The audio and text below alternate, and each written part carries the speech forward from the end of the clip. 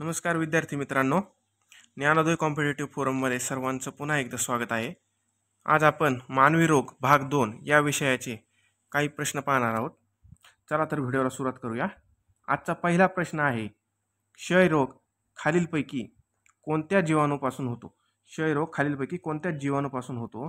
तर याचा पर्याय क्रमांक 2 योग्य उत्तर आहे, मायक्रोबॅक्टेरियम ट्युबरकुली. हे ट्युबरकुलिसिस झालंय, पण ट्युबरकुली असं नाव आहे त्याचं, मायक्रोबॅक्टेरियम ट्युबरकुली. आणि क्षयरोग याला ट्युबरकुलिसिस टीबी असं म्हणतात, टीबी. आता पर्याय क्रमांक 1 बघा इथं, मायक्रोबॅक्टेरियम लेप्री. ह्या मायक्रोबॅक्टेरियम लेप्रीमुळे लेप्रसी हा आजार होतो. लेप्रसी म्हणजे कुष्ठरोग, मायक्रोबॅक्टेरियम लेप्री. त्यानंतर बघा 3 नंबरचा पर्याय, कोरोनी बॅक्टेरियम डिप्थेरी.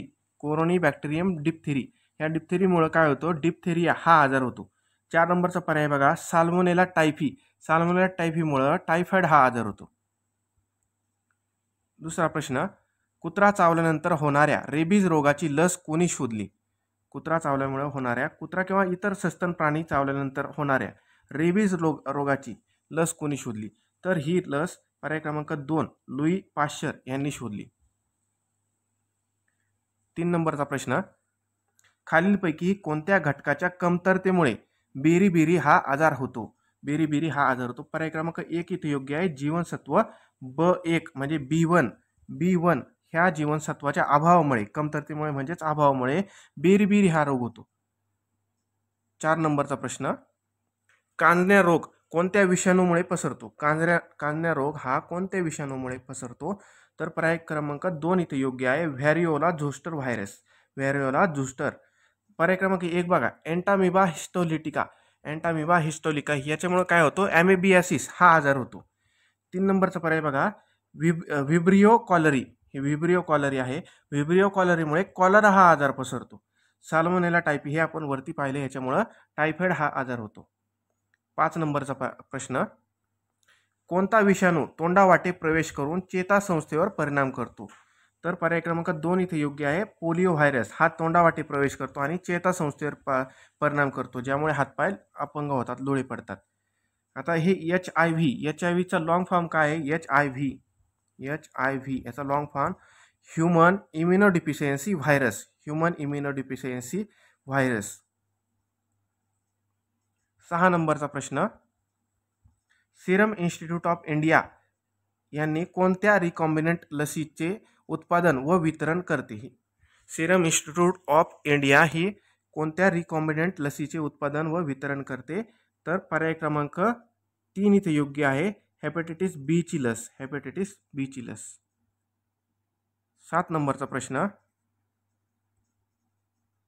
डॉट्स ही उपचार पद्धती कशाशी संबंधित आहे? डॉट्स ही उपचार पद्धती कशाशी संबंधित आहे? तर पर्याय क्रमांक 2 योग्य आहे, क्षयरोग ह्या रोगाशी ती संबंधित आहे. म्हणजे क्षयरोगावर उपचार करण्यासाठी डॉट्स ही उपचार पद्धती वापरली जाते.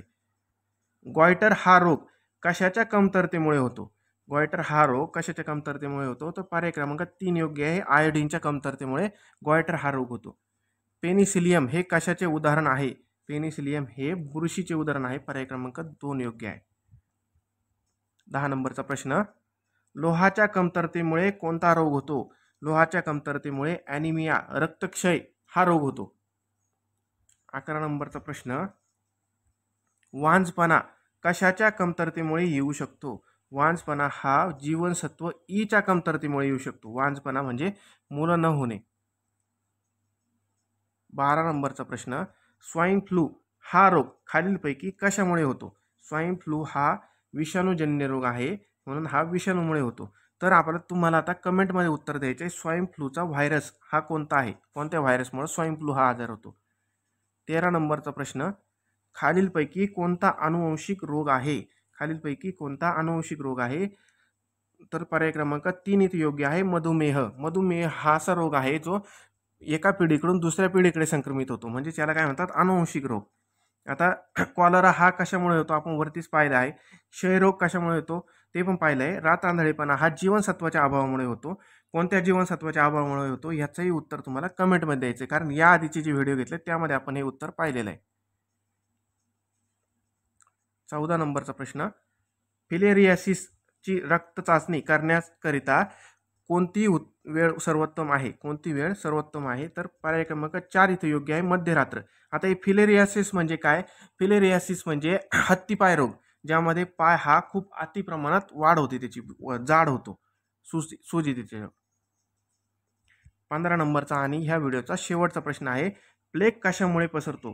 प्लेग कशामुळे पसरतो? तर प्लेग हा जीवाणूजन्य रोग आहे, तो जीवाणूमुळे पसरतो आणि याचं जीवाणूचं नाव आहे येर्सिनिया पेस्टिस.